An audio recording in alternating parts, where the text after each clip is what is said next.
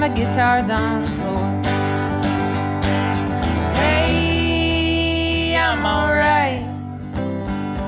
My friends just left me behind. I've heard that they call that the Irish goodbye.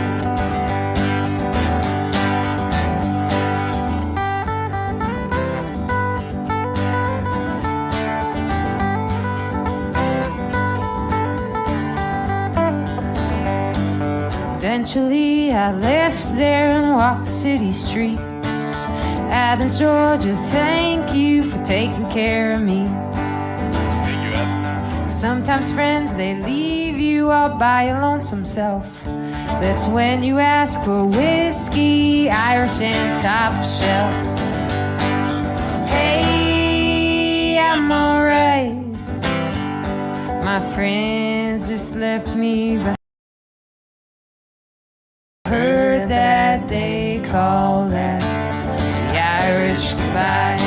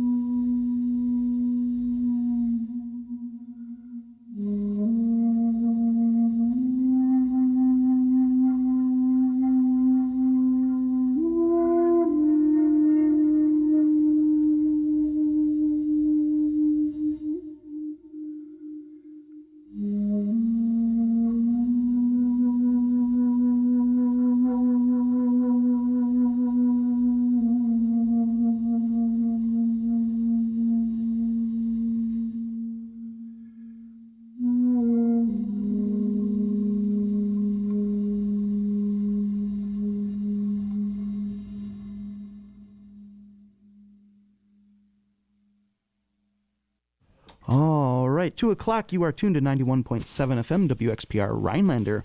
Also heard at 100.9 FM Ironwood Hurley. Listen online at WXPR or ask your smart speaker to play WXPR.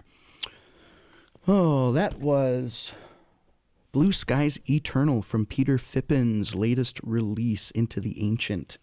Before that, we heard The Irish Goodbye from the Rucksack Revolution, Sarah Voss and Adam Gruel. We heard also Sarah's band, The Dead Horses, doing Birds Can Write the Chorus. We heard Chasing Shadows from Tamika and Twin Cities artist. Before that, it was Michael Perry and the Longbeds, 40 Acres Deep. It was just announced yesterday, a new first night. I'll be joining them up at Big Top Chautauqua, and Michael Perry will be there too. So I'm really excited for that, June 17th. And before that, yeah, Stovepipe Stevens. I think that we started off that set with his track, Current Too Strong. So that gets you up to speed. Program support today comes from Burrell Auto Body just off Lincoln Street in Rhinelander, offering complete auto body repair to the Northwoods community since 1964. And from Our Wisconsin Magazine, celebrating all that's great in the Badger State and published right here in the Northwoods. Subscriptions and more information available online at ourwisconsinmag.com.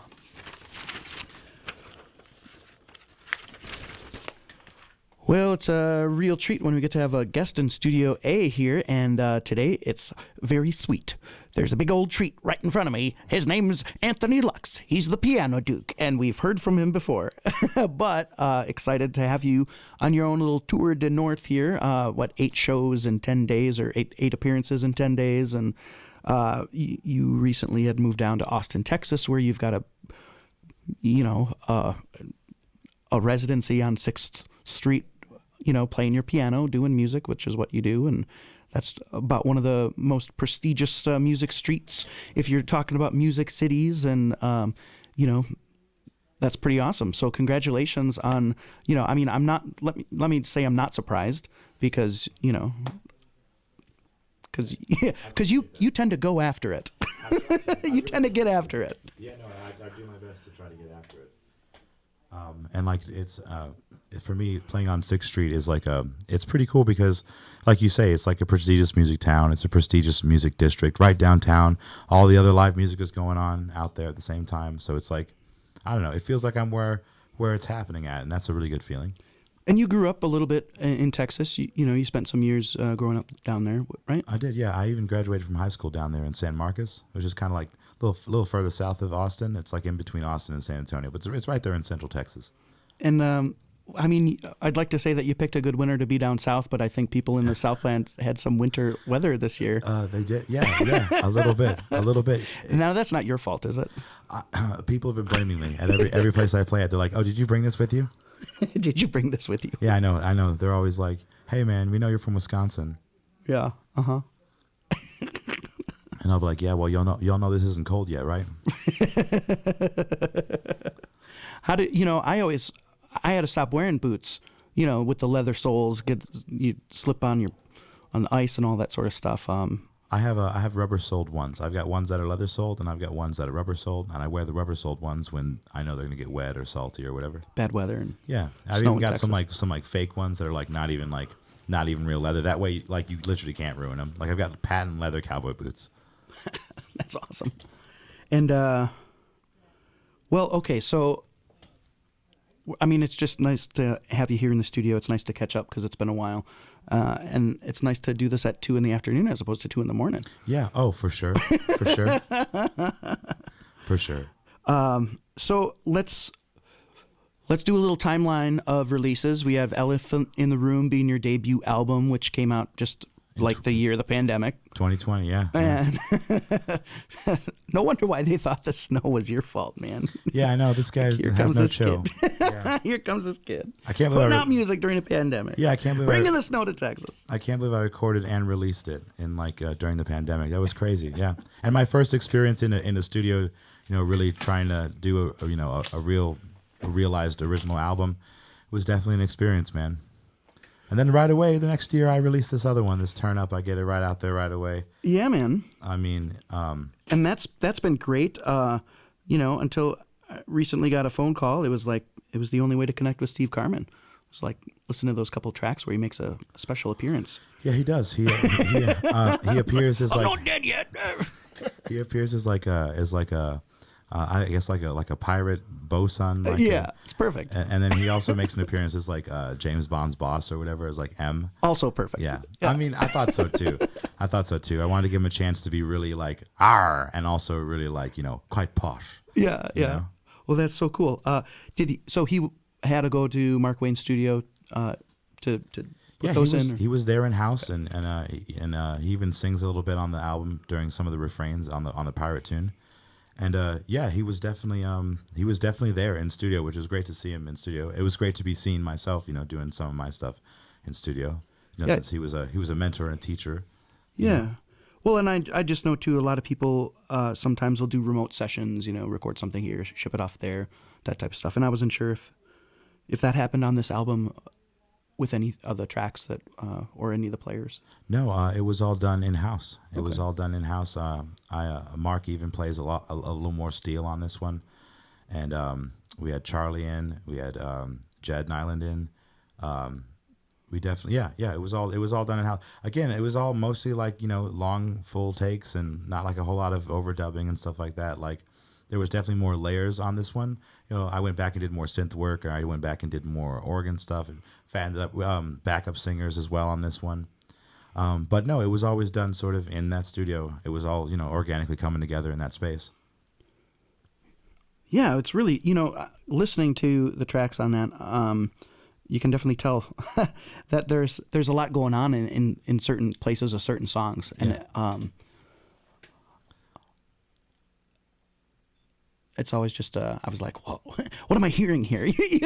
I wanted more like complexity. a couple of times. I wanted more complexity this time because the first release, was good and had like a rootsy feel, but I thought maybe like some more elaboration.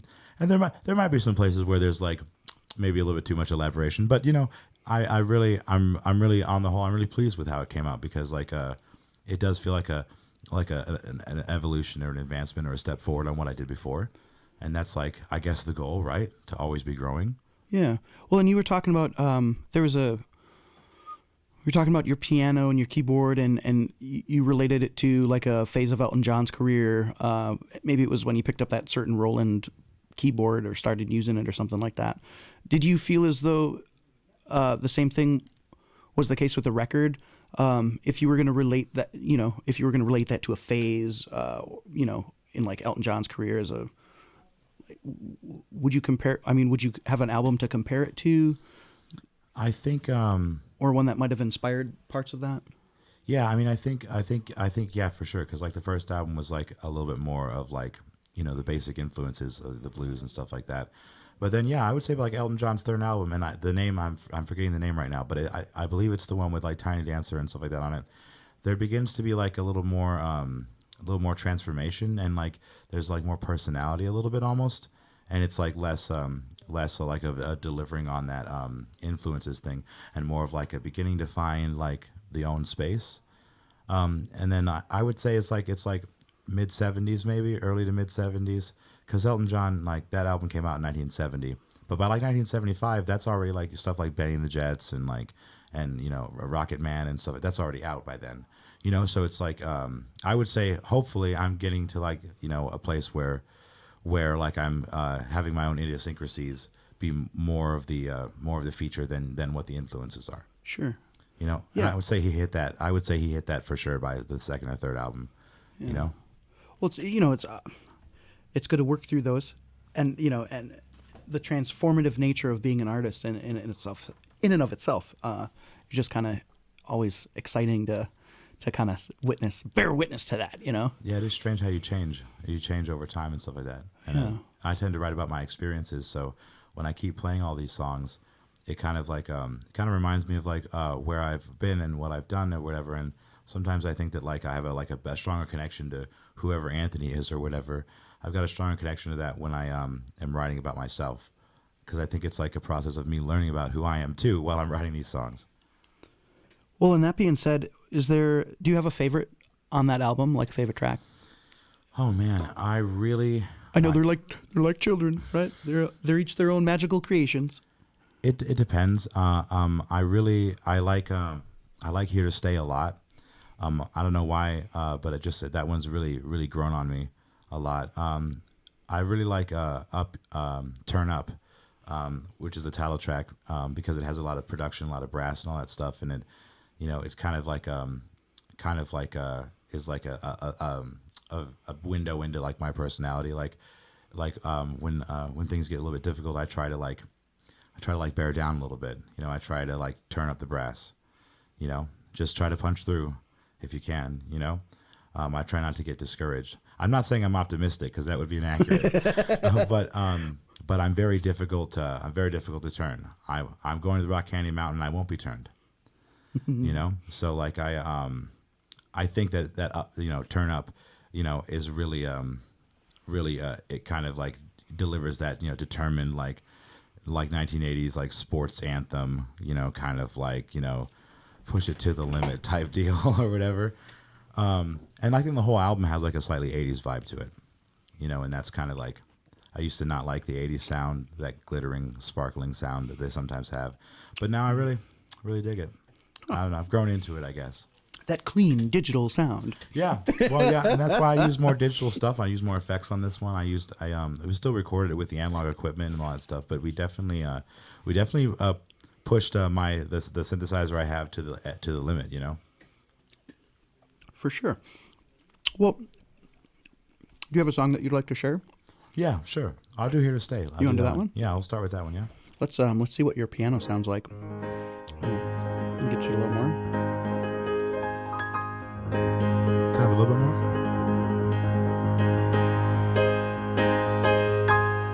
All right, we can try that. Yeah. If you're good with that, I will. All right, proceed then, I guess. Yeah.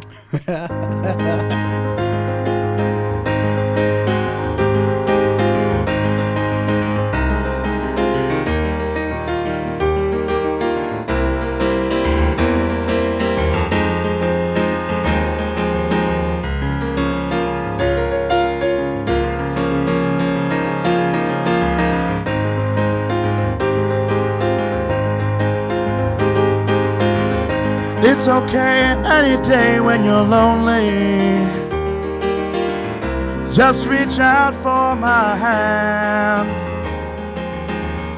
and press your heart to mine only.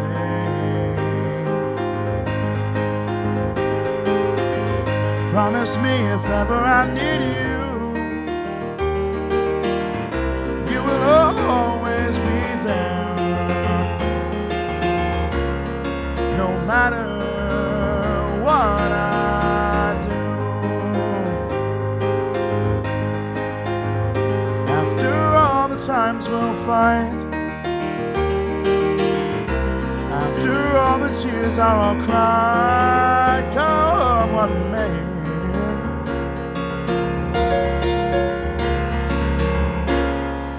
my love is here to stay.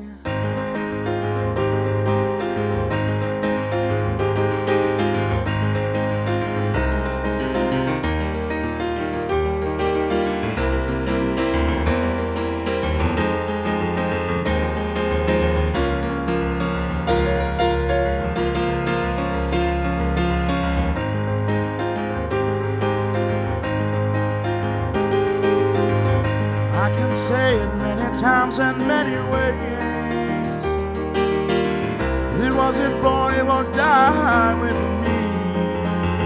I'll still tell you that I love you every day.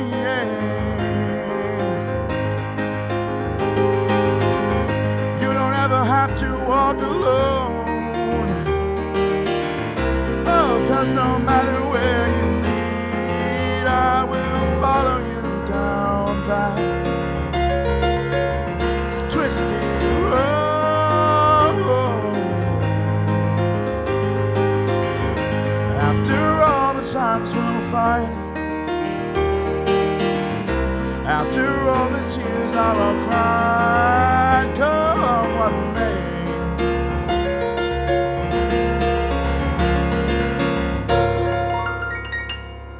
My love is here to stay.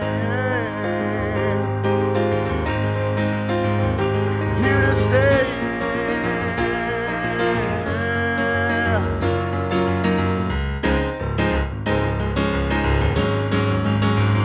Here to stay.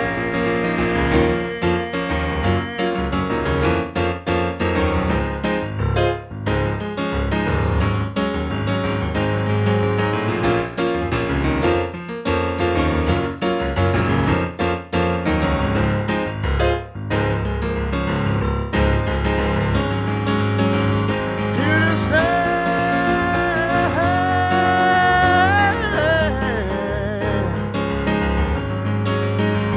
Here to stay.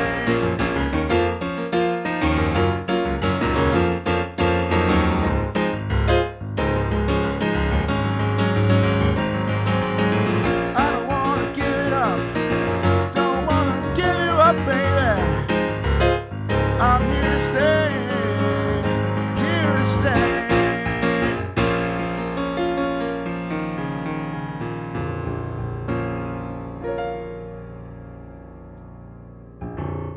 Here to Stay from Turn It Up. Thank you so much. Thank you very much. Now, you pretty much followed up your first album with your second one with very little time in between. It maybe it felt that way because of what was happening. There wasn't much else going There on, was there? wasn't a whole lot going on, right? It was like about a year. I'm working on the distribution side of this one because there was an issue with the distribution that I tried to do about a year ago, and so I'm trying to get that squared away. So hopefully this one will actually be digital available soon. But of course I have physical copies, and I've sold a lot of them already. Been handing them out and selling them and all that stuff, and it's really cool to be like in Texas selling an album I recorded in Wisconsin. That's pretty cool. Yeah. What is that experience like? What's the difference between playing in Texas and playing in northern Wisconsin? I feel like, well, no doubt you can hear that my throat's a little sore from overworking it a little bit. There's a lot of work to be had in Texas for sure in terms of the gigs, and I think it's because of the way people will sort of react to live music. Maybe it's just the piano. Maybe the piano is like hotter or something like that in Texas, but people seem to be really. I get them to engage real easy, especially down on historic 6th Street and all that stuff. It seems like the audiences are more like loud and like more. They want to talk a lot more. They want to banter more. They want to like see like more exhibition. Like they want to see like a real like a big show or whatever. They want to hopefully see someone who's gonna jump around a little bit, I guess. So maybe people are going out. Well, it's Austin, it's 6th Street, but they're going out there looking for music. They want to see an entertainer as much as a musician, I think. Okay, yeah. So, and maybe sometimes what is there different dynamic in the Northwoods where sometimes it seems like it's a pairing or it can be that. I think people up in the Northwoods are just like they're just a lot more polite, so they're not necessarily even going to clap as loud during your show. It's not that they're not enjoying it. It's not they don't love what you're doing. Yeah. The jar's still filling, people still being nice to you. But I feel like there's like this like need for the audience to like kind of show off too down there a little bit. They want to be like, oh yeah, you're really great, man. Or they'll like if I do Banging the Jets in Texas, people will clap without me having to say, all right, let's do it like the record, clap, clap, clap, right? And down there it'll just be happening spontaneously. I have to think it's because people up here like they don't want to interrupt the show. They don't want to like start taking. They're watching your show. But in Texas, man, they want to be a part of it. They want to be a part of it. That's why they came down to 6th Street. That's why they fought the traffic all the way down there, because they want to have an experience every single time. It's got to be an experience. So I try to play every show like I'm at Madison Square Garden, if that makes sense. If that's not crazy, I try to treat every show like it's it's a big stage show. Yeah. Let's talk about you're in one venue. No. weekly, or you get a couple days there a week, or you work in a couple different clubs? So I work in several different Oh, clubs. many Many clubs. places. Various venues. From the east to the west, from the north to the south. No, yeah. Anywhere you hear noise just jangling out of a saloon, you could check inside. Probably me. bracelet. That's a bracelet. No, I worked down at Darwin's Darwin's Pub and Piano Bar. That's down on 6th Street, and that's like more of a piano bar request show. And I also have a residency at the Dogwood. That's on 6th Street, and that's more of like a I do more of my individual kind of thing there. You know, throw my own arrangements at the covers and stuff like that. And then of course, you know, there's all these other venues that are down 6th Street that are hiring on such a constant rotating schedule. That like I've got some stuff at Maggie Mae's, Pat O'Brien's on the Riverwalk in San Antonio. That's coming up. That's another piano bar, but that's down in the historic Riverwalk district of San Antonio. So like there's a couple that I play at really regularly, and then there's just like a shotgun's blast worth of like ones that you just fill up. Like I'm doing like sometimes I do like the show that I heard my voice on with my drummer was a Monday afternoon show, 2:30 to 5:30. You know, I mean paid show at 2:30 on a Monday. Yeah. All right. Cool. All right. You know, and then there were people there, and of course there are a lot of tourists, so a lot of them aren't even from Austin, so a lot of them are you know, just like surprised with everything and the whole spectacle of it all. And it's, you know, I guess it can be overwhelming. Maybe that's what it is. Maybe that's what makes the audiences different in Texas. Like some of them are just so overwhelmed that they just can't believe it. So maybe you just seem a bit more legit to them. Yeah. You know, doesn't hurt that I slimmed down a little bit and whitened my teeth at all either. It doesn't hurt, I guess. I feel like presentation is like a thing that like you get more points for in a place like that because you can stand out more versus everyone with presentation there, I think. Yeah, and you hit it. A lot of tourists going there, you know, for music and other exciting adventures. Do you find that a lot of the familiarity, you know, like you're seeing the employees week after week, are you developing a local following, or is it a lot of like completely different crowds that are walking through there? Dude, sometimes it's a lot of completely different crowds, and you can see where you're developing a following. I do find that I'm like friendlier with the bar staff because those are the people that I see all the time. So instead of seeing the regulars, it's the bar staff, and so you get more attached to those people for sure. But I do on occasion, I see the same people here and there, but a lot of times, you know, especially if you're on 6th Street, you know, that's definitely a place where you're going to get a lot of tourists, so it's a lot of different people every time. I'm sure there'll be a local show that I book, like maybe the show that I have booked at the shows, the residency at the Dogwood, maybe that's a bar that is more positioned towards attracting regulars. And if that's the case, then yeah, you're right, that's where you build the following. I get more likes, though, on the Facebook page, and I get plenty of electronic tips or whatever with all these tourists because, you know, a lot of them don't have cash, so you just put out your little Venmo QR code. They scan that, and there's another window with a cash drawer in it. Very cool. Yeah, because that's got to be, you know, some different from, you know, playing music around the Northwoods a little bit. Obviously, we have a lot of tourism, and you find yourself in front of a crowd of tourists quite a bit. But it's also like maybe it's a different brand of tourists, you know, because they've got a vacation home or they've made trips up here since, you know, they were a grandkid. You know, they're relaxing tourists. They're not always party tourists, unless we're talking about snowmobile season. Snowmobile season. If we're talking about snowmobile season, it's a little bit more like let's all have a good time. Let's all have too much of a good time, and let's all keep having a good time beyond that. You know. Yeah. Well, and you know, and that's because I guess I'm, you know, with having your own albums for sale now, which is not something that you had in the beginning part of your, you know, illustrious career. Yeah. It's kind of one of those things where, like, if you know, you can sell a CD one night and maybe then, you know, a month later they'll come back to the show and like now they know your songs or whatever. Or, you know, if it's a, you know, tourism thing where it's, you know, they go back to wherever they're from, or, you know, and they take your music with you, you know, maybe that next time like is, you know, in the distant future, or maybe it doesn't happen at all. You know, I don't know how to. It's Well, just think of all the people that they take the CD back to and they show where they're from, and some person from Wyoming or whatever has the CD in his truck now or whatever, and you know, maybe people that I otherwise never would have ever run into, I like kind of get like third party introduced to, Yeah. somehow. And that's cool. I mean, I guess it doesn't necessarily directly yield to my pocket, or something like that. But like, it is nice to know that there's like a dispersion effect. There's, it's the music is out there and it's, hopefully meaning something to somebody. Well, it just comes up all the time. Just came up when I was chatting with Tom Jordan the other day.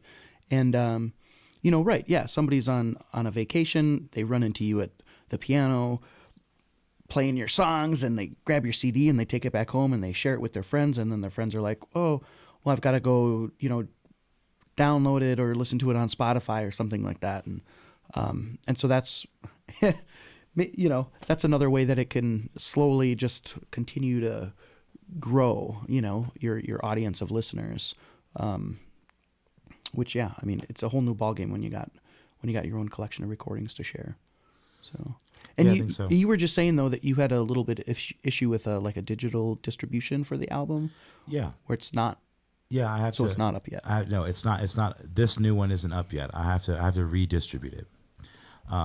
So I guess, yeah, the question would be like, are you seeing like Elephant in the Room still getting a lot of action maybe on that because it's got the digital distribution?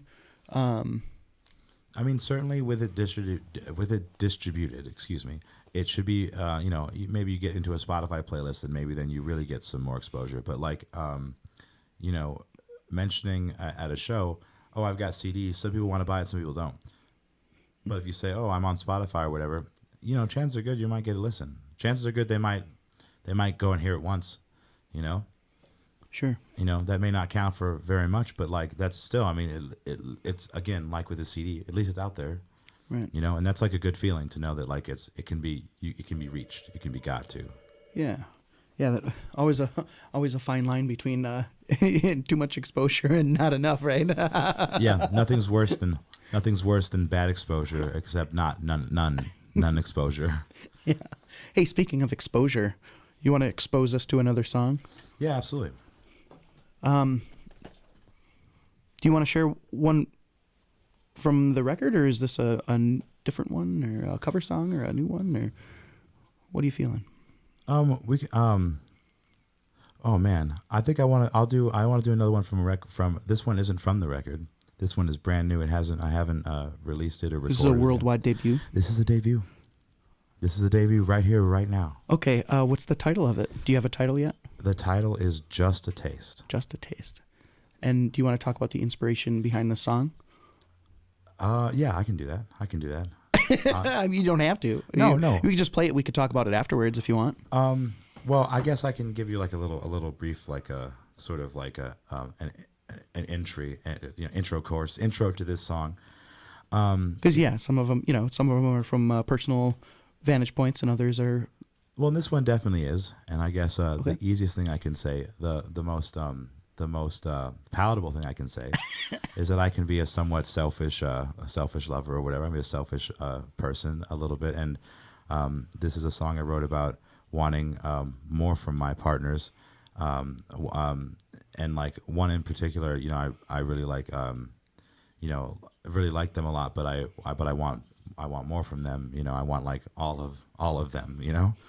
And there's like, it's gonna be a frustrating situation, but also it was like a learning situation for me, because like I was starting to realize that maybe like that's like a demanding way to be.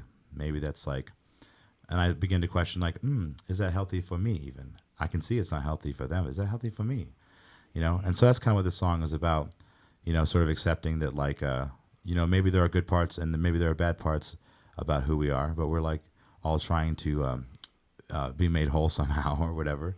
And that's like, this song is about my experience with that, or my frustration with that. Just a Taste.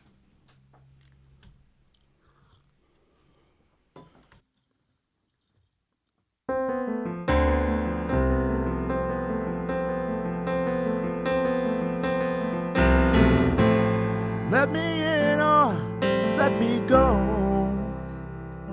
Get out of my head. Stop leaving me on red.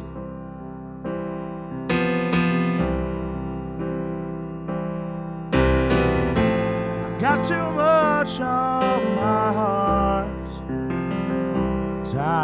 up in knots, 'cause I don't know how to stop. But it feels like I'm so far away from the sunlight shining on my face.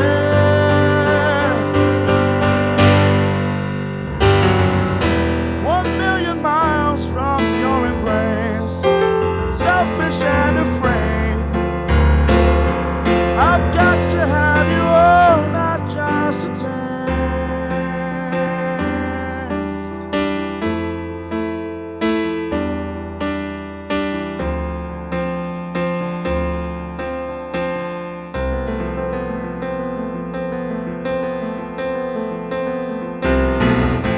I only want to be loved by somebody who really wants me.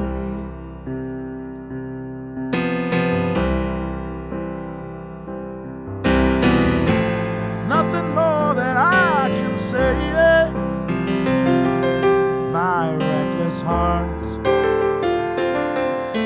is fragile and torn apart, and it feels like I'm so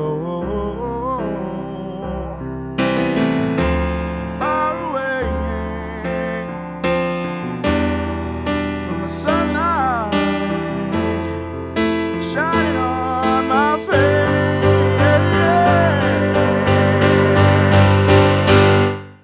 1,000,000 miles from your embrace, selfish and afraid. I've got to have you all, not just a taste. Ooh. Oh, oh, oh.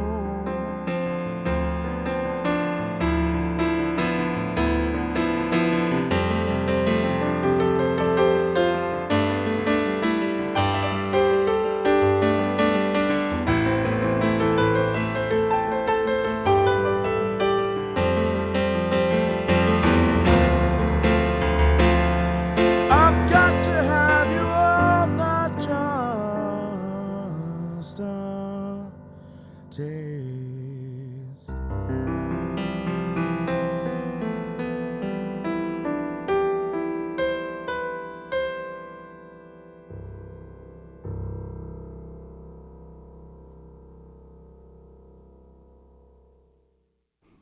Brand new song from Anthony Lux.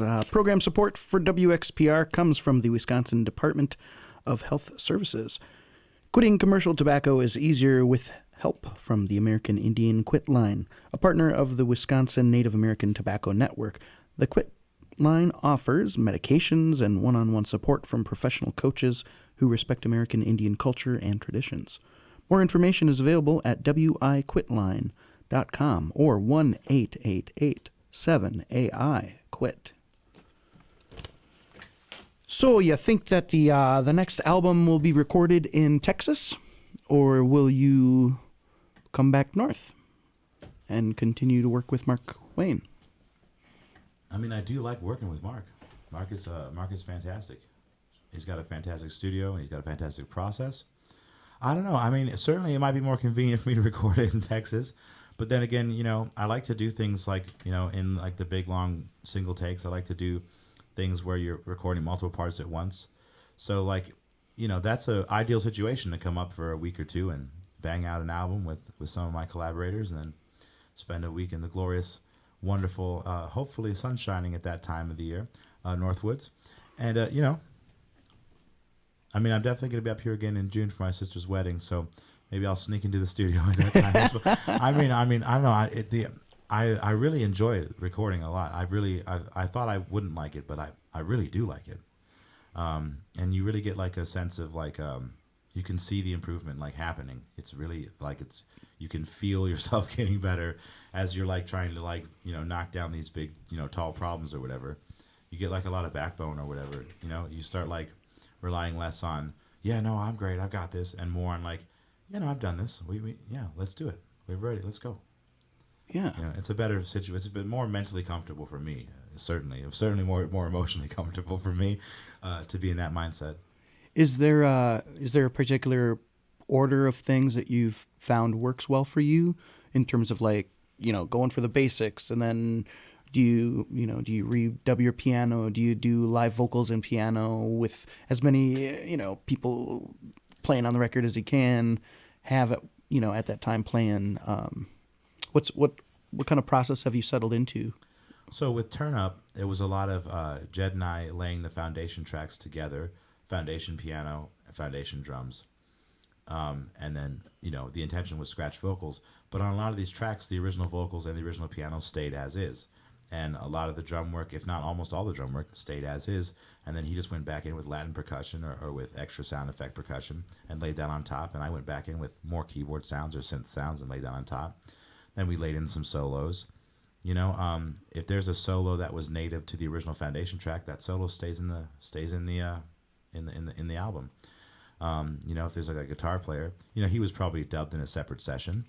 You know, after we got more of the backing together, after we got the backup singers and more synthesizers and, you know, all the percussion that we wanted done, then you get a soloist to come in who hasn't been there for the whole process. And you just have them a more complete picture for them to sort of shoot at that moving target. But for the most part, it's like not more than a few steps, you know, less than a handful of steps per song in terms of, you know, how many different sessions to make one song. You know, generally what we did is we did a bunch of foundation tracks, and then we came in like another week and we did a bunch of the auxiliary. And then we came in the last week and I supervised the hired soloist or the bass player, you know, Charlie Strong on this one, in this case. Supervise is the wrong word. I just want to be there while it's happening, you know. It just seems like, not like I'm going to be telling them what to do. That's not how it works, you know. You want them to bring their own thing to the album. I mean, that's why you hired them. You hire them because you trust them and you want them to do their thing. So you want to stay out of the way of that. But also, it's so exciting to be there when that's happening, you know. And you get to watch them hearing your stuff for the first time, and they're like, you're going to play against, like, oh, that's what it is. All right, here it is. I mean, that's a really neat feeling to see your peers, like, you know, oh, okay, yeah, you know, and they're just like right there with you. I mean, I don't know. For me, that's like a really cool feeling. For sure. Are you, you know, yeah, because are you meeting other musicians in Austin in terms of like collaborators potentially, or is it a lot of people doing the same thing that you're doing as maybe a solo act that you know, have some camaraderie with? So it's like it's definitely both, because at the piano bar there's a camaraderie with the other piano players, obviously, because y'all are all doing, you know. You do like multiple people a night under a show? Oh, sometimes a dueling show, yeah, and I don't do the dueling shows as much, but like the show that they do at the piano bar at Darwin's is piano and drum dueling. That's the late show, and they'll have like a happy hour show that's a solo show. So like if I'm doing that happy hour solo show, when I'm done playing, you know, the 9 o'clock piano player and the drummer, they're already there. They've already been sitting there. They've been listening. They've been hearing the show. You know, there's like exchanging of pleasantries and all that stuff. And, you know, oh, I hope the audience is warmed up for you and all that stuff. Oh, did you get make enough in the jar? Oh, yeah, you know, blah, blah, blah, blah, blah. Yeah. Oh, I'll stay and watch. I'll have a beer and I'll watch your show. Yes, sir, absolutely. You know, and it's nice to be able to see those other guys and their tricks and their trade craft, because then you can kind of, you know, borrow a little bit from their toolkit and start trying to like start trying to make your show like as solid as it can be, you know? Yeah. And I mean, in that way, maybe that's what I'm learning, and maybe that's why the audience is responding the way they're responding. You know, it's like a consistent, strong signal between them and I, more so, you know? Yeah. Huh.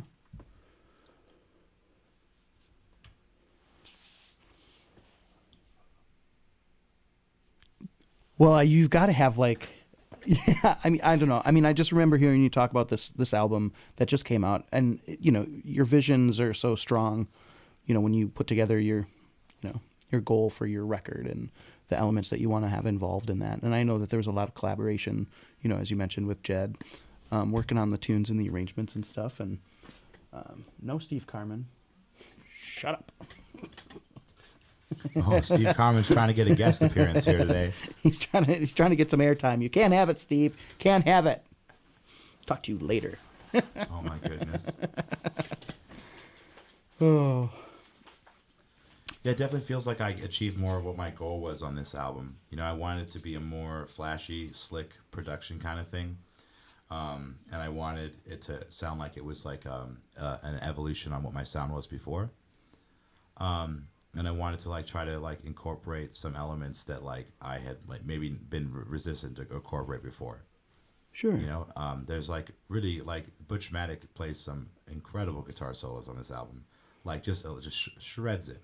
Yeah. So in those moments, I just lay down a nice bed of rhythm for him, and let him shoot it down, you know. And that's like a new experience for me because usually I'm like doing the solo and the rhythm and the bass line in there too, and so you know that's definitely I think helped the overall packaging of everything, and that was my goal. My goal was to make a slicker album. Right on. So before we get into another song, let's, we talk about Tour de North, coming up for some dates, some appearances. You've done a few already. What's next for you? So tomorrow I'm having a rest. You're going to sleep tomorrow. Yes. Yeah. My voice has been getting better and better every day since last Monday when I injured it. But Thursday I'm at the Whitewater Music Hall down in Wausau, Wisconsin. Nice. Thursday night in their tap room from 8 to 10, and I'll have a really fantastic cajon player with me named Erica Dobeck from Wisconsin Rapids. She's one of those that like has this great onstage energy where she's like bouncing around and stuff, and she's really grooving with it, really rocking out with me. It's International Women's Day, by the way. Is it as well? Yeah. Thank goodness I mentioned her. Thank goodness I mentioned her today on International Women's Day. Yeah. Yes, the lady who plays in my band, who is a wonderful, strong, and beautiful woman, and an excellent musician. I mean, properly an excellent musician, and a wonderful collaborator on stage because she really gets into it. She really does, and that like almost is like she gets me more into it somehow in a way. Yeah. So she'll be with me for that show. And then on Friday night, I'll be at Renee's Red Rooster in Stevens Point from 7 to 11, and that will actually be with a guitar player and the drummer, and that's the same guitar player I played at Holler Rocks at last Saturday. He was great, like if I'm like the discount store Elton John of Wisconsin, he's the discount store Jimi Hendrix, and so the two of us together like. Oh, it's so nice. Gets funky. And then Saturday night, my last show up here is going to be at the City Grill in Wausau, Wisconsin. And actually, I've got some of my fans from up here that have hired me for private parties. They're doing a party up there that evening, and it's going to be, from what I understand, lit. Yeah. Oh yeah. Yeah, that's what they say. Sweet. Yeah, the number of guests is like in the 50 guests just for that party, and then plus it's a regular venue, so it's going to be operating as normal. So. Should be one excellent show, one big shindig. That's one way to get a crowd. Bring your own. That's a method that can work. It can work. We love it because every time there's. That's why I bought a bus. Yes. Hey, let's get into another song for him, shall we? You were talking about a couple of cover tunes earlier. Are you into that, or you got another original you'd like to share? Oh, we do a cover tune here. Yeah, that sounds good. So I don't know if I recorded this one for you, Scott, but this is a song that I've been singing since I was like maybe 13 or 14. Oh, yeah? It's like one of the very first songs I ever learned how to play and sing. I think Brian Peckle taught me how to play this song. No way. Yeah, for real. It's like that long ago. Whoa. So anyway, here it is. It was in the movie Shrek.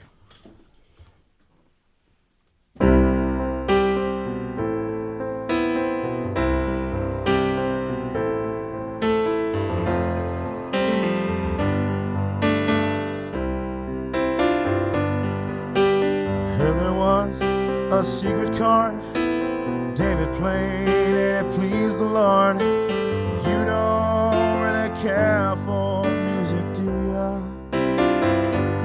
And it goes like this: the fourth, the fifth, the minor fall, the major lift, the baffled king composing hallelujah, hallelujah, hallelujah.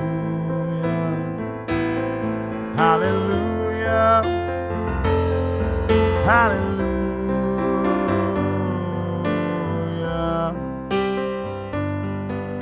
Your faith was strong, but she needed proof. Saw her bathing on the roof. The beauty of the moonlight overthrew you.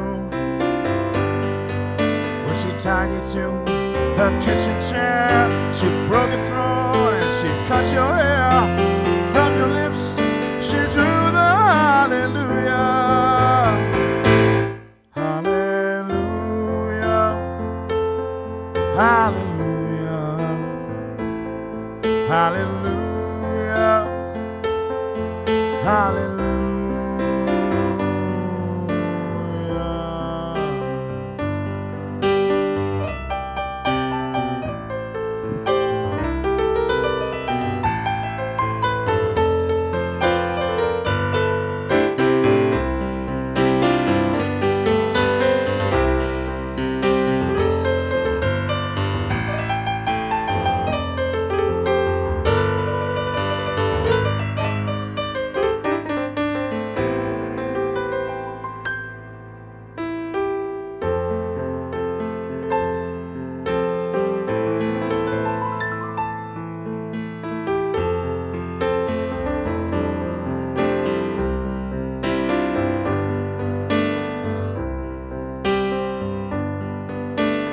Baby, I've been here before.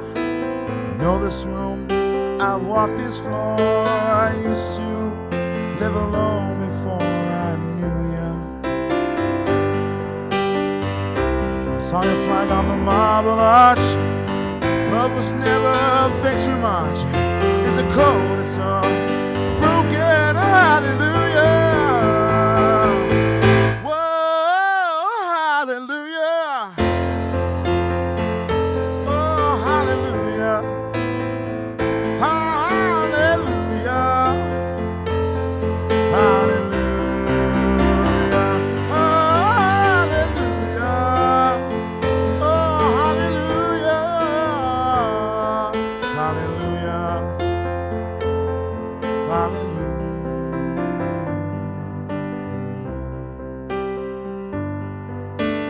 There was a time when you let me know what's really going on below. Now you would never show it to me, do ya? And remember when I moved in you, the holy dove was moving too.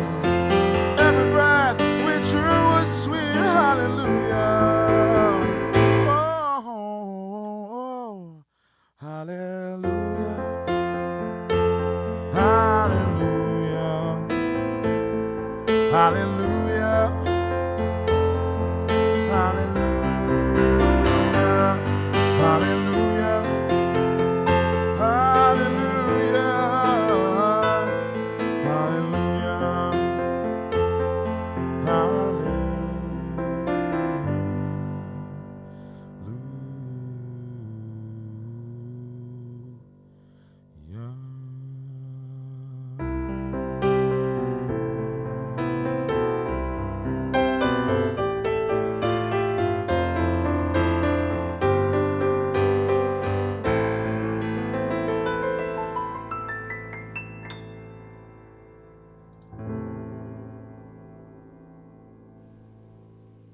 Anthony Lux live here from Studio A on the Midwest Music Hour on WXPR, 10 to 3.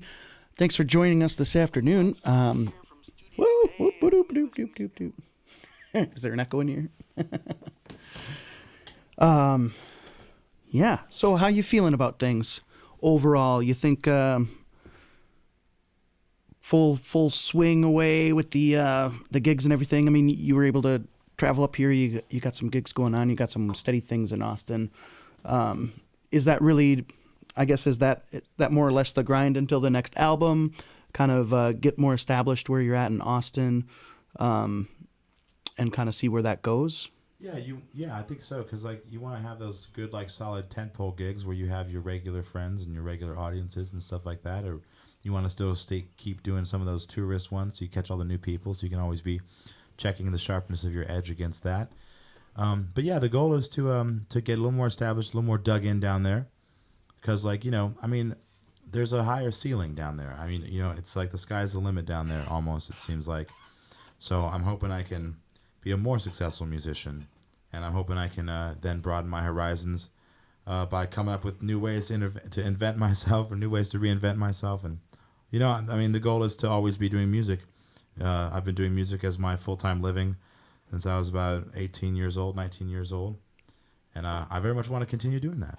I want to keep doing that. Music is like my more than just my job. I think of it like it's a vocation, or it's like some sort, like a calling or whatever. It's a disease. It's a disease. It seems to be incurable. It's one that's incurable in me. I am terminally a musician.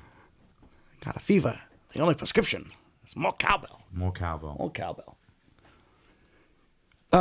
Well, yeah. Let's talk about the River Street studio session that you were just part of last night. David Walters has a production studio up there. He's making vignettes, YouTube videos and stuff of music performances, various artists coming through there. I think you're number 5 on that list. And yeah, I think Stovepipe is there. Is there coming up next after me? Cool. Yeah, man. Stovepipe is great, man. I love, man. Oh man. Every time I hear him play, it spooks me a little bit. He's got this aching, I don't know. I can't even describe it. It's haunting. It's very haunting. He's very, very, very, very otherworldly. It is ethereal. There's I don't know, man. It really every time that I've seen him work, I've been like, oh my, wow, whoa. I'm just completely just like drawn in. But no, the production, the production he's got over there is really good. It's really good, and it's nice to be a part of that. It's nice to be a part of his learning process, and also, I'm still learning, so it's always nice to be like, can I drag my piano upstairs in the top end of someone's house and can I do a good show? Ostensibly, yeah. I mean, that's a good feeling. And plus, like for him, I mean, like, he's putting out good work, and he's definitely doing a unique, more music focused kind of thing. He's definitely, there's not like it's not interview based. It's just like a real quick live stream concert or something like that. It's just not streamed live, Yeah. Which means you get to like do a little editing at the end, which is never bad. Which is never a bad thing to have that option to be able to do that. Hey, can we take that one again? That kind of thing. That is that can be a weight off the shoulder. But it's also nice to do things like this where you're like, all right, well, what you do, you're on the radio right now. People are hearing you. So if your voice packs up halfway through, well, that's how it goes. Yeah. I mean, like, so it's nice to have those challenges on those different fronts. For sure. Yeah, and it's also one of those things where it looks like it's a nice cozy space that he's created there for artists to come in and do sessions with. So the lighting is so good. When you see the video come out, it's got like orange lighting on the high end and like blue lighting on the back end. Looks like a Bowflex commercial with my hands up all close.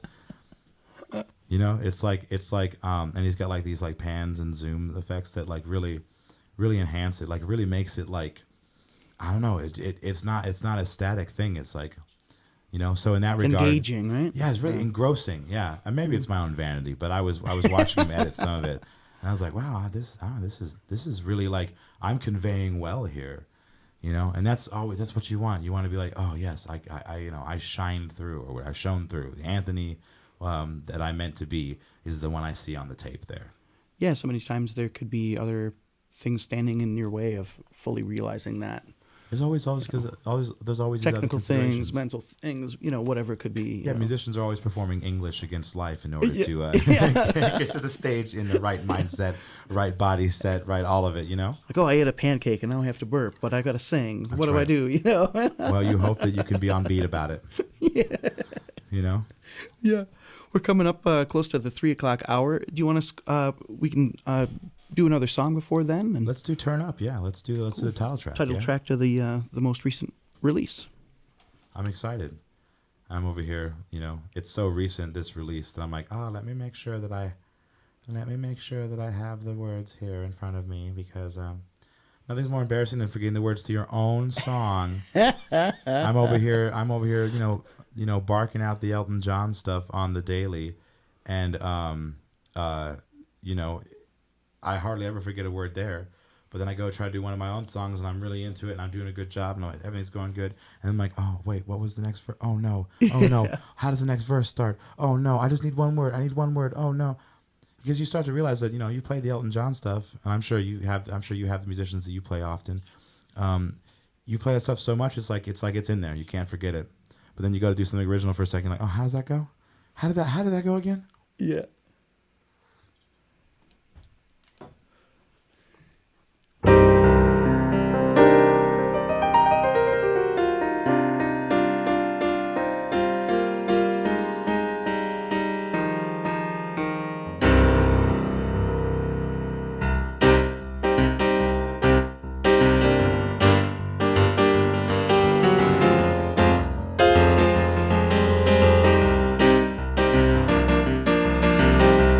You don't have to play that game no more. That's for sure. Ain't no need for apology or a star. So far, when they wanna see you bleed, there's only one remedy. You gotta turn up, oh, turn up your brass. I said turn up, oh, turn up your brass. Yeah, you better turn up, oh, turn up your brass.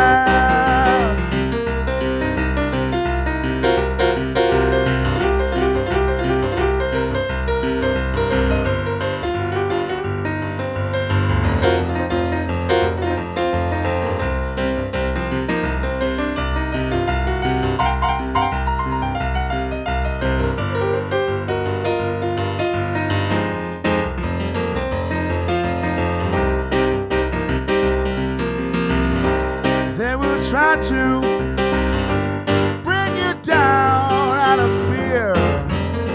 Their reasons are clear. End of an era. The light is shining, up and coming. Oh, keep on running. If they want to see you bleed, there's only one remedy. You gotta turn up, oh, turn up your brass.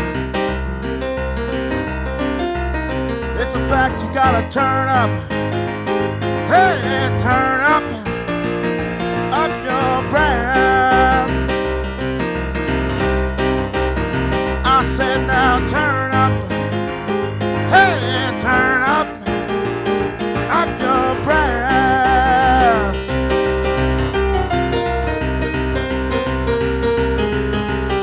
Make it stronger, build it bigger, to get louder.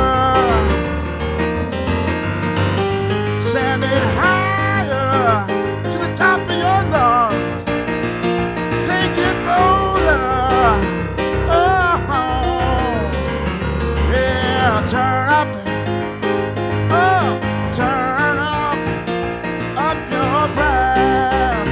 And as a matter of fact, my boy, you gotta turn up, oh, turn up your brass.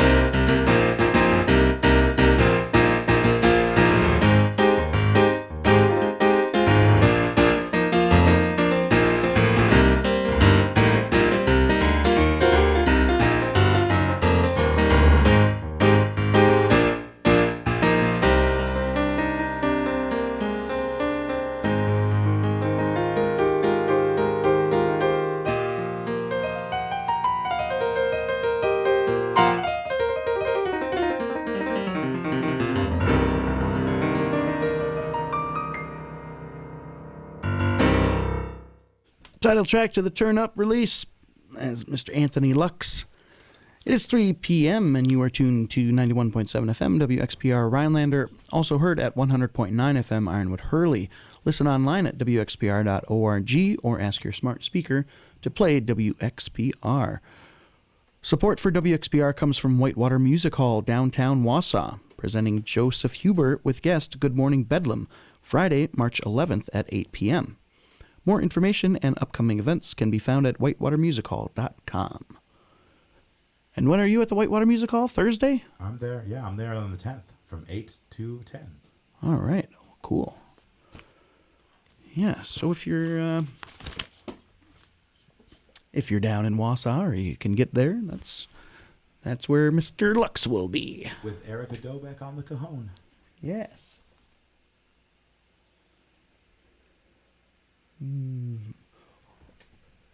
Have you heard any new music recently? Any brand new stuff? Yeah, any new artists that are tripping your trigger? Or any of these folks that you've met in Austin that were new to you? I definitely there's this one singer named Andy Holloman. She's from New Braunfels, Texas, and she's like a mom and stuff. She came to like the music thing as a full-time job. She came like somewhat like later. She's like she started when she was like sort of my age, doing it like, you know, out playing out and stuff. And she's got this incredible voice. Every time I go to the open mic that she's at, we play some Adele, and she just nails it. But then also she like does all this like country music that like is, you know, so outside of my box or whatever that it's just it's really cool to collaborate with people that I'm really impressed to play with, you know. And there does seem to be like a lot of that around down there. There's just so many musicians that like chances are good you're gonna run into someone who's really gonna knock your socks off. You know, chances are good you're gonna run into somebody you'd be like, wow, this guy is like, you know, let me get out of his way. Damn. I like that when that happens, you know, I really do. Yeah, we had spite pop artists, Diane Burgess and Curtis McMurtry up here not too long ago, and they live down in Austin. Oh, wow. I wasn't sure if you've... I have not met them. Well, we'll find out where they're playing and make sure that you yeah. show up one night. Cross paths. Say howdy. That'd be sweet. Yeah, I definitely have been really liking the work that like Gregory Porter. He's a big professional, you know, soul blues R&B singer.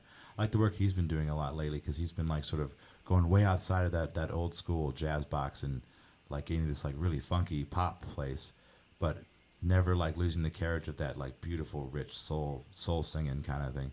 I mean, it's got like gravity, such gravity with what he's doing. And there's like I feel like soul music is doing pretty good right now. I feel like there's good artists out there doing it, independent and also, you know, backed by labels. It's really good to hear music that, you know, is like that provokes that emotional reaction in you. You know, so anyone pretty much that is performing like that, I'm happy to be entertained by. Oh yeah, like Jean Baptiste. Oh yeah, and stay human.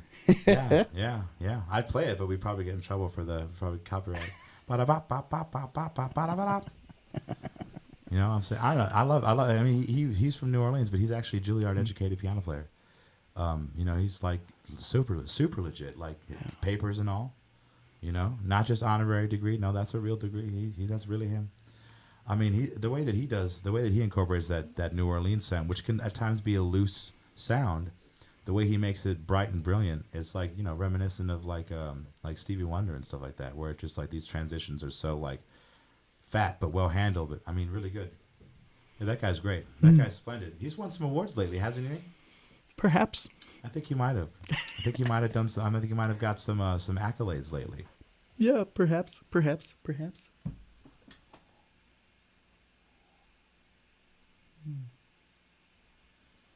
Oh yeah. Well, if people are interested in finding out about you and where you're going to be, you know, maybe in the summer, because we talked about your schedule for the rest of the week here or whatever, but you got the Facebook page, The Piano Duke on Facebook? Or yeah. If you search at Piano Duke, you can find me on Facebook. I'm also The Piano Duke on Instagram. I'm trying to make the Instagram more populated now. I'm trying to do that. Incidentally, if you need to find me for some reason on Venmo or PayPal, you can also find me by using the Piano Duke. In case you want to support, my apparent addiction to being liked and performing. Right on. Well, is there another song that you got, or you want to? Yeah, I mean, I'll play as much as you would like me to play, Mr. Kirby. I'm happy to. I'm here. The piano's here. Come on, why not? How's that stand holding up there? It is doing. You all right. reinforced it, right? I did. There is duct tape around one of the legs, helping it to be strong. Yeah. And when it wobbles, I just stick my knee underneath it a little bit. That's all right. Always a juggling act.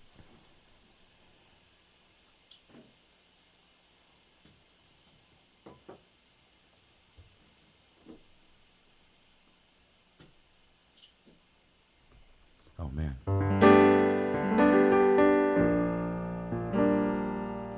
I'll tell you what. I know I've played it for you before, but I want to play Elephant in the Room because this is one that people have asked me for. That they're starting to recognize at my shows in Texas at the piano bar. You get a regular, play that one that you wrote. And I'll look at my boss and he'll be like, I guess. I mean, he asked, so I guess, yeah.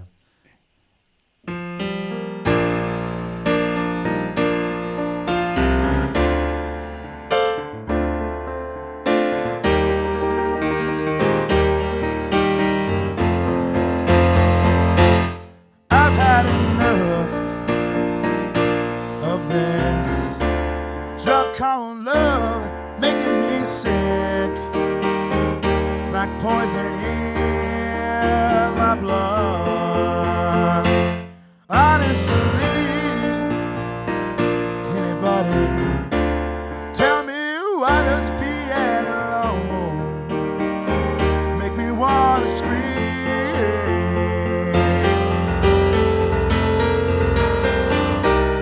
That's the $1,000,000 question. The elephant in the room.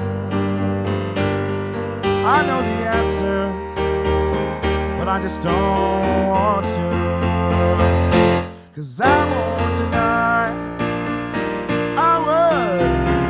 I would rather die than go on living my life under a lie. Just wanna be authentically 100% who I'm meant to be.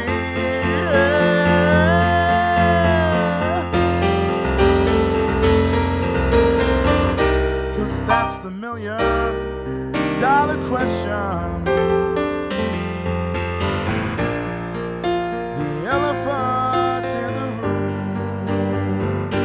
Sometimes you suffer when you tell the truth,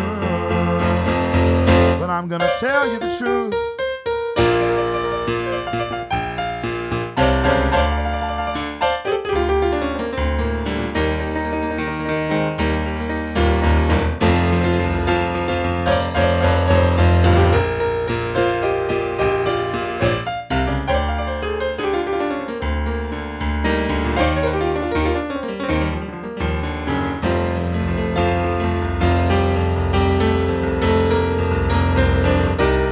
That's the $1,000,000 question. The elephant in the room, yeah. Lord, I will never forget all the pain we put each other through.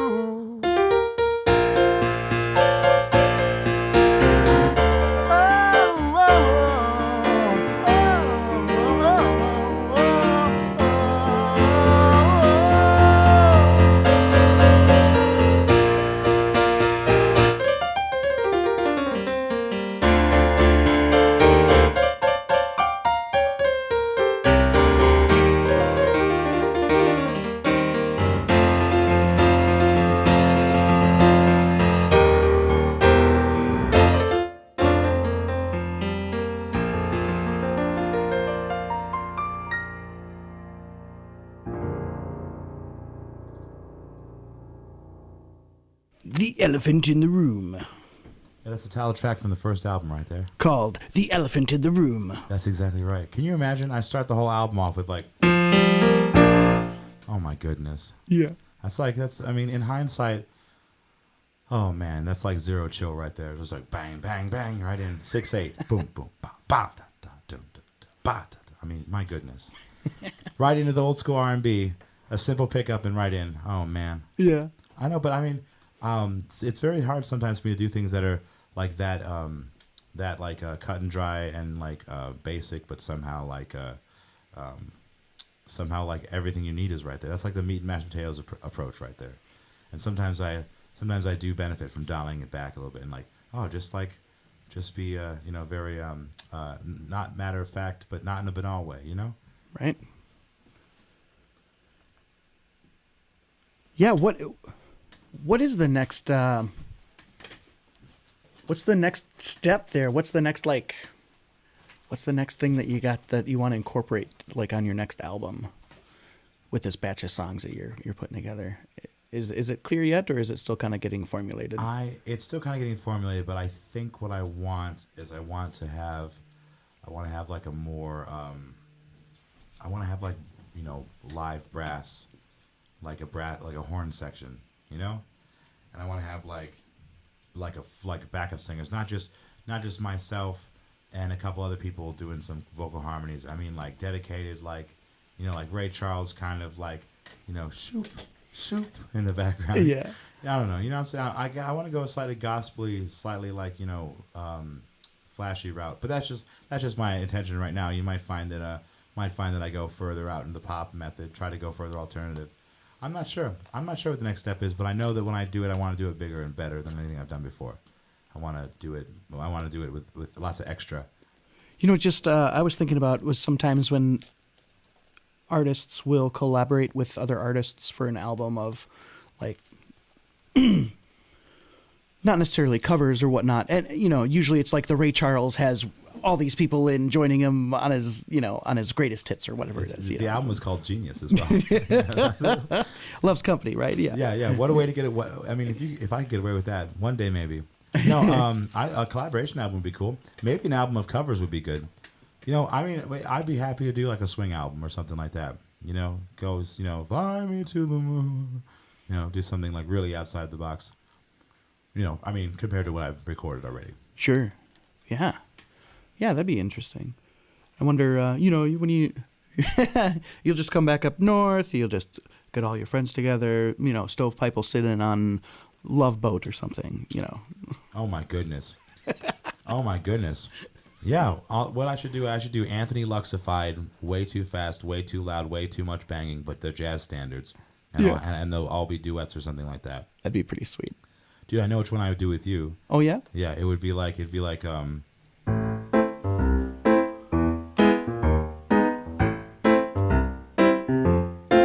I went down to the St. James Infirmary. I saw my baby there. She was laid out on a long white table. So young, so cold, so sweet, and so fair.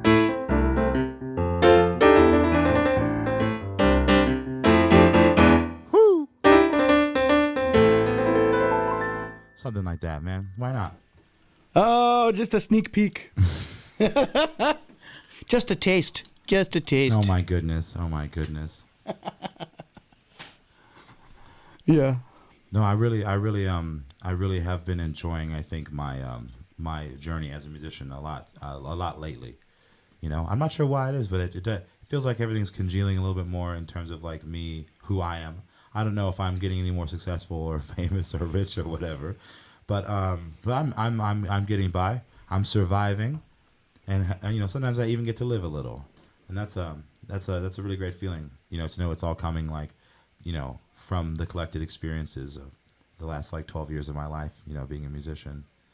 So yeah, maybe a collaboration project is maybe that is the right next step, a little collaboration project. I mean, if you're, you know, I just think like, you know, you could have a couple different ways to go with it. If you wanted to, do like the Northwood Singers type thing, or if you come across a lot of folks in Austin, that eventually I want to maybe get you a would, high school. I want to get a high school drum and brass line, and I want them to do like some like really cool like Eye of the Tiger or something with me. Yeah. I mean something. I don't know, man. That'd be cool. Yeah, That'd be fun, yeah. Get the Northwood Singers in. Get like a high school organization involved. Maybe I can do like a couple songs like with the full high school band or whatever. Pretend I'm like some concert pianist on stage with the orchestra for just one track or two. Yeah. I'd probably do My Way or something like that. That's what I do. I do My Way with like an orchestra. Yeah, how could you not?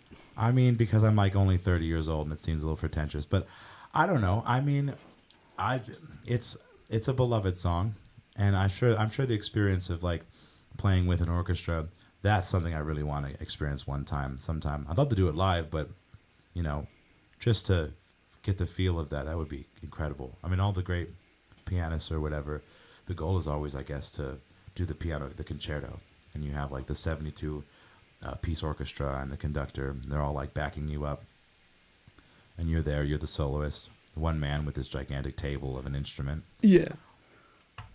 I mean, it's pretty legit. It's pretty boss. It's pretty boss stuff. You know? That'd be great. That would be great. Do you have a symphony or an orchestra in mind? What that would like fit the vision? That would fit the vision. It depends on whether or not if the vision's happening in my shower and I'm accepting a shampoo as an Oscar, then it's usually the Boston Pops or the Milwaukee Symphony Orchestra.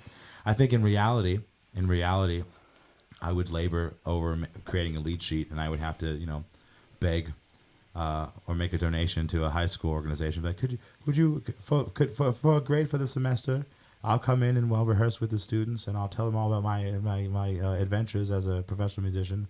We'll make it a learning experience for them. But also, could you back me up with your high school orchestra? And we do a song or two here, and Yeah.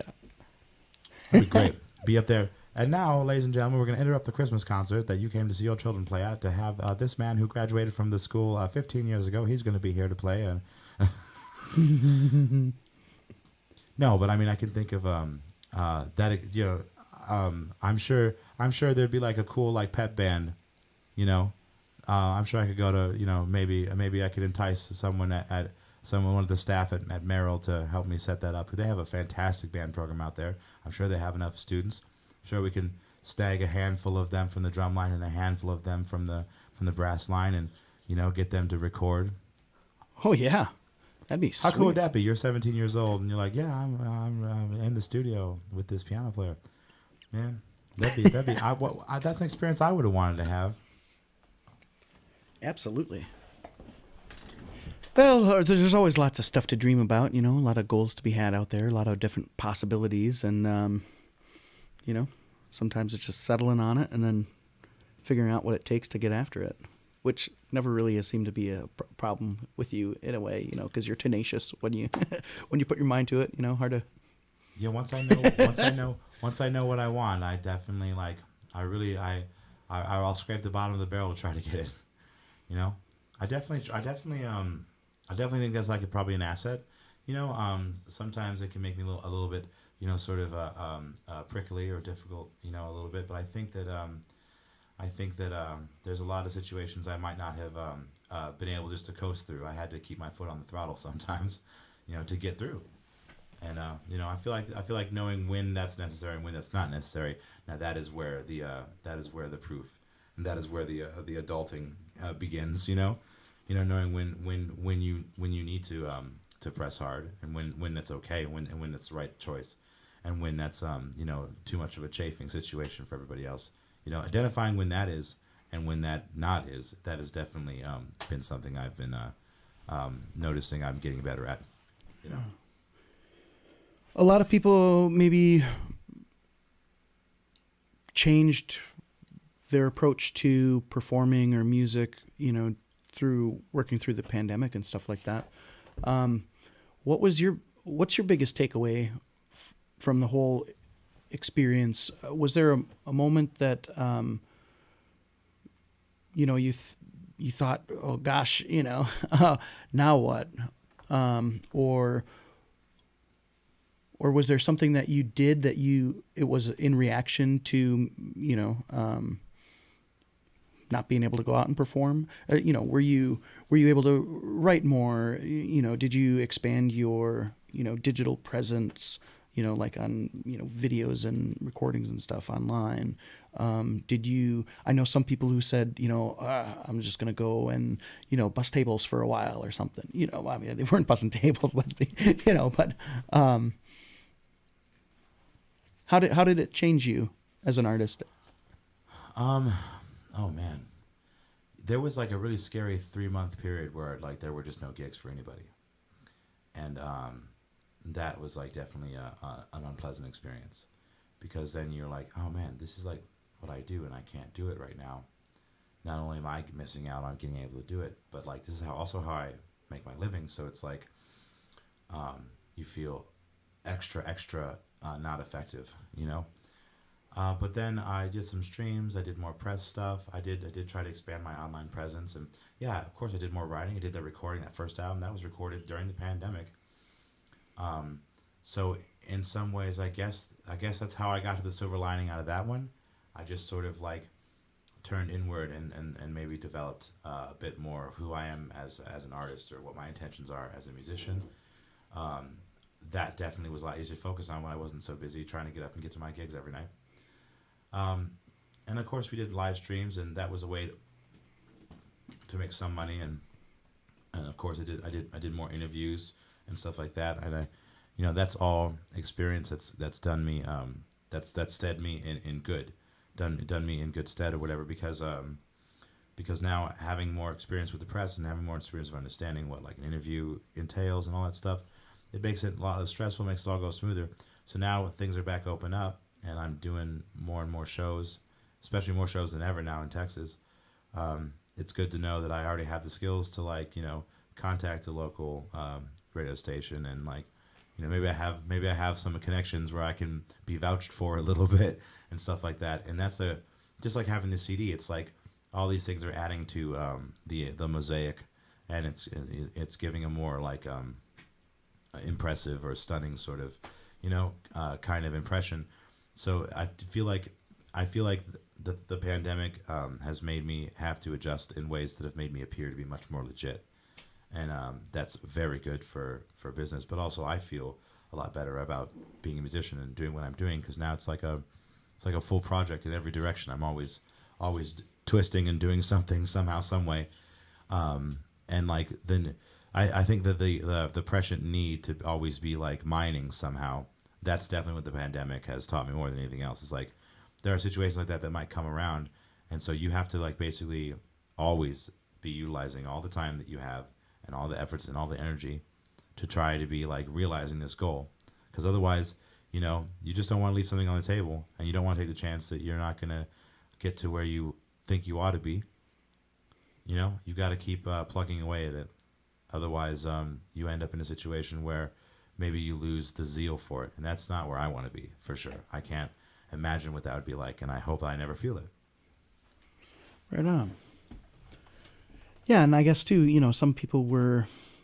It's a difficult dynamic when you're out of work and you're supporting yourself in that way, and there's got to be that struggle between the urge to jump right back in, kind of business as usual, and some people are like realizing their value, and so maybe they're raising their rates, That's true too. Yeah. Or saying, cripes, I'm finding myself, halfway across the town or the state or whatever. And, maybe they're shrinking their radius of where they're traveling to and playing, or, like some of those theater venues are still working half capacity. I know you did some performances in Three Lakes at the Three Lakes Center for the Arts. And, in fact, your CD release show for Turn Up was there. You were there. I was there. You were there running sound and making all the technical stuff work. It was a pretty good time. Yeah, it was a great time. There was a lively crowd that was there. Yes. And, it was really fun. But I'm sure that a lot of places like that are still feeling the impact of, people not being able to be in the seats and the programming changes and all sorts of stuff. Yeah, it's not quite back to business as usual, is it? It's not quite back yet. Yeah, no, we're just we're at the Grand Theater on Saturday in Wausau, and that whole upper balcony was empty. Oh wow! And you start to think, well, it'll still be a while before they get those seats filled and all that sort of stuff. But just like the plethora of dynamics that entails, it's if you have those seats full, then you have X amount of more staff members or more volunteers and handling the tickets and the ushering and yeah. Sometimes et cetera. logistics is like a really tricky game to be playing because sometimes you do want a bigger response, but a bigger response then has to be dealt with or measured or metered or I know what you're saying. I mean, how was the show at the Grand? Was it good? Yeah, it was awesome. Yeah. Yeah, no Great doubt. time. No doubt, man. No doubt. Yeah. Adam is just amazing. He's all smiles and all good stuff. And and it was good to be there with Tuck and what did he say? He was like he's finally got to he played on the stage that he saw John Prine play on, and that was that means something. It was really nice to be part of that. Oh yeah, man! If I ever got to play at the Coliseum or the Alliant Energy Center, where I first saw Elton John play, I'd be like, "Wow, I've made it." That's how you know, right? I'd be like, I definitely. This was like, this was my life's ambition. Yeah. I played the room Elton John played. Yes. Yeah, it's so cool. Yeah, and well, hey, thanks so much for agreeing to come in and be on the program today. Thank you for having me. Nice chatting and catching up and hearing some tunes. And Yeah. do you want to maybe go out on one? And Yeah. I'm just gonna pour myself a little bit of this tea here. oh yes, Ah yes. Ah yes. pouring myself a tea. It's almost like Mindy going in the kitchen to get some lemonade or something there. Well, I'm gonna sing. I'll sing a song here for you, Scott. A song for me. Yeah, this is just for you. Sweet. This will be your song, Scott. Oh, it'll be my song. Hear that? Nobody else is allowed to listen to it. That's right. Turn off your stereos. Turn off your radio. Oh my goodness. That's exactly what they want you to be saying on the air here. Oh my. We go from turn up to turn off. Yeah. It's funny. Sometimes I'll overplay my shows at the end, and they'll be like, "Hey, so like, does staff want to go home?" And I'll be looking around. There's like one person in the audience. I'm like, "Oh my goodness, Anthony, what are you doing?" Oh, yeah. Well, you talk about the science behind music and what it does to your bodies on a chemical level, and how it affects the brain in multiple areas all at one time. And it, if you're into it, you're into it, and if you can feel it, then that's more often the case than not. Where it's hard. Why would I stop? Why would I stop? Yeah, I'm not stopping. I'm still having a great time. What do you mean? I'm good. You go home. I'll shut her up. That's right. Just give me the key. Bartender, just give me the key. Leave a bottle of Jägermeister. I mean, I did bring in all this equipment, Well, here you go, Scott. This is your song.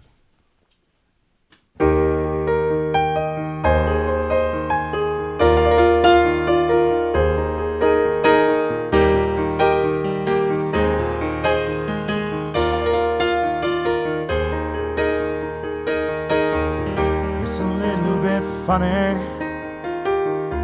this feeling inside. I'm not one of those who can easily hide.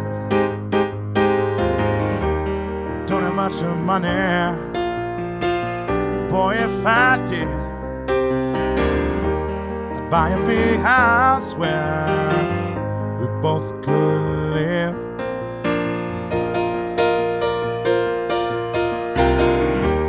If I were a sculptor, then I knew, or a man who makes potions in a traveling show. No, it's not much, but it's the best I can do. My gift is my song, and this one's for you. Tell everybody This is a song.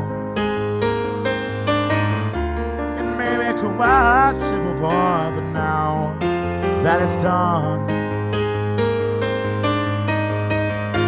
I hope you don't mind. I hope you don't mind. I put it down in words how wonderful life is. Now you're in the world.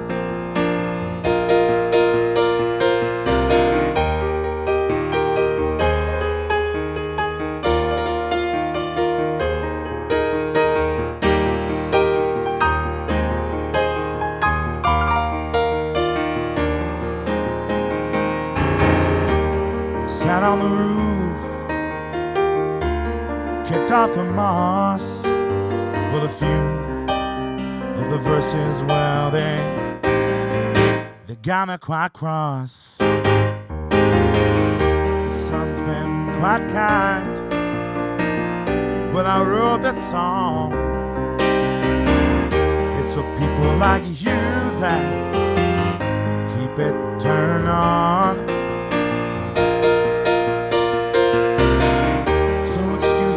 Forgetting these things I do. Well, you see, I've forgotten if they're green or they're blue.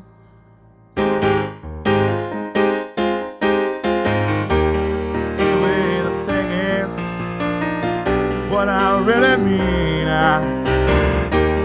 yours are the sweetest eyes I've ever seen. You can tell everybody this is your song. Maybe quite simple, boy, but now that it's done, I hope you don't mind. I hope you don't mind. I put down in the words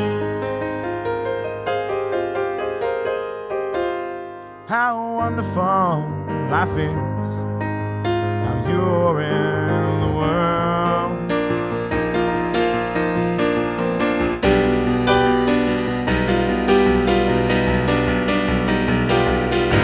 I hope you don't mind. I hope you don't mind. I'll put down in words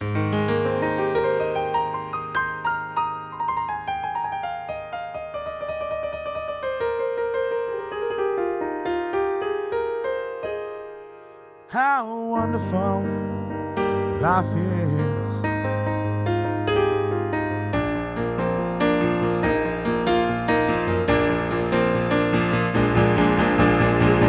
Now you're in the world.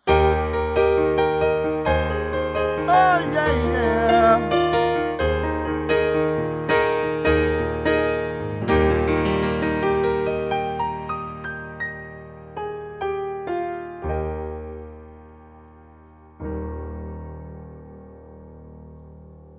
Oh, sweet, man. Thanks so much, Anthony. Yeah, thank you, Scott. Thank you very much. It's Anthony Lux here, and like I said, he's got a couple of gigs left up here in the North Country before going back to Austin, Texas. You can catch him at the Whitewater Music Hall Wednesday or Thursday. Thursday evening, 5 to 8. 8 to 10. 8 to 10. Wait, it's a good thing you're here, right? Yeah. I don't, it's not like it's a script or anything. Though. No, of course not. Of course. I could have provided you these details ahead of time. Maybe I should have done that. I could have. That's where I failed you.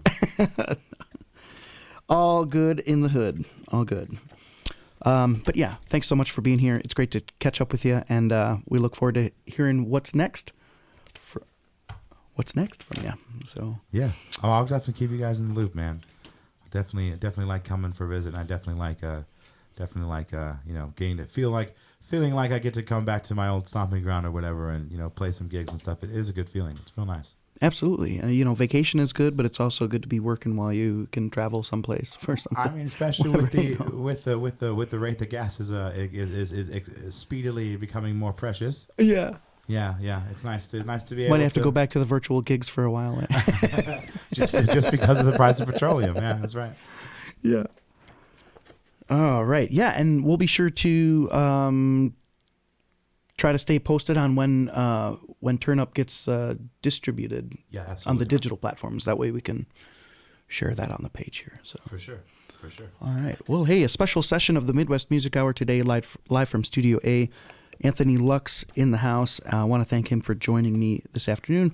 And yeah, thanks for the music and being here. And we look forward to hearing what's next from you. As mentioned earlier, International Women's Day, I think it's only appropriate to do a song that highlights a little bit of the struggle going on. It's another track Bobby Bullitt put together. He's up for a Native American Music Award. Voting is through the end of March, so there are quite a few local Indigenous artists that are up for the awards this year, and I would encourage you to follow the link on the Midwest Music Hour Facebook page, or just Native American Music Awards 2022. You can go listen to all the entries, all the nominees, and you can vote for who you like best. This is a group called The Voices. The song is called I Want to Cry, and I'll read what Bobby put together here. He says, the first time I heard about Canadian missing and murdered Indigenous women and girls was in 2012. Phone conversation with his sister Joyce from Saskatchewan, Canada.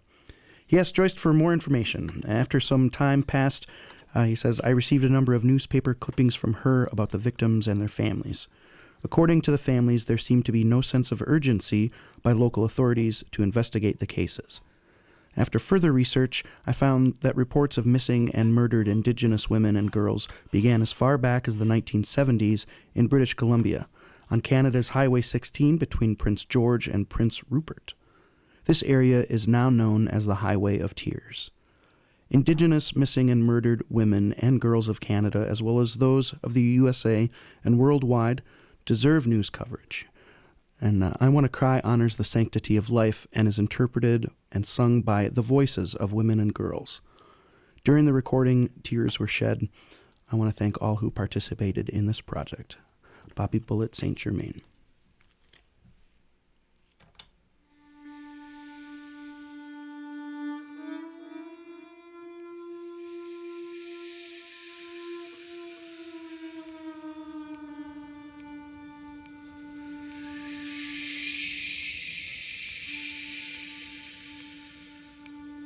Midnight. She's still not home. Cold moon staring silently. Colored leaves that bleed.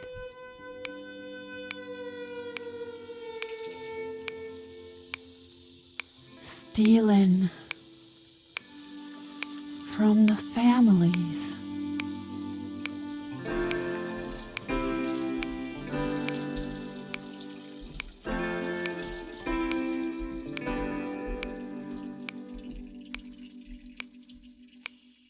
She was found along the way.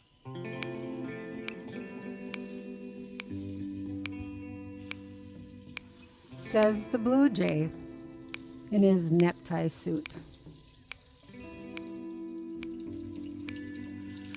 You know, the victim always gets the blame. Stolen sisters crying through the rain.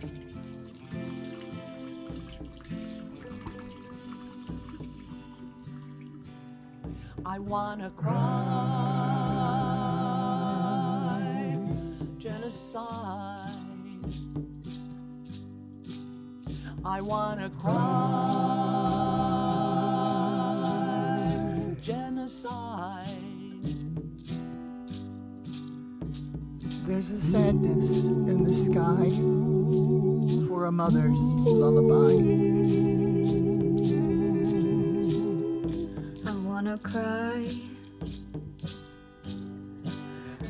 I wanna cry.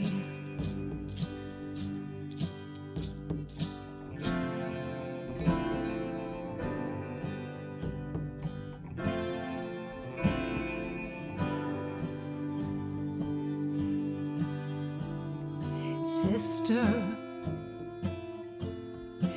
my sweet sister. I'm missing you.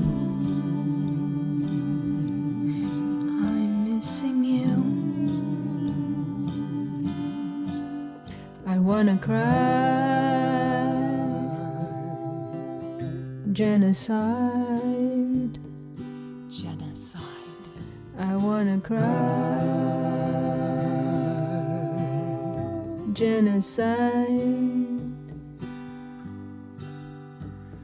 There's a sadness in the sky for a mother's lullaby. I wanna cry. I wanna cry. There's a sadness in the sky For a mother's lullaby. I wanna cry. I wanna cry.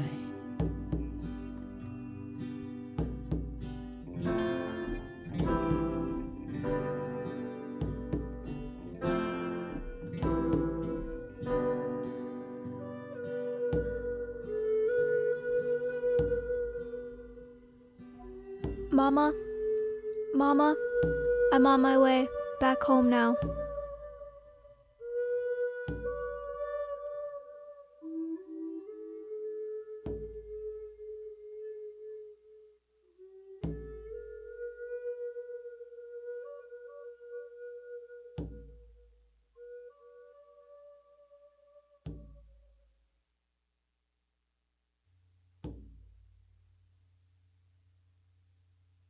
Stop the genocide. This song, I say peace everywhere. You know?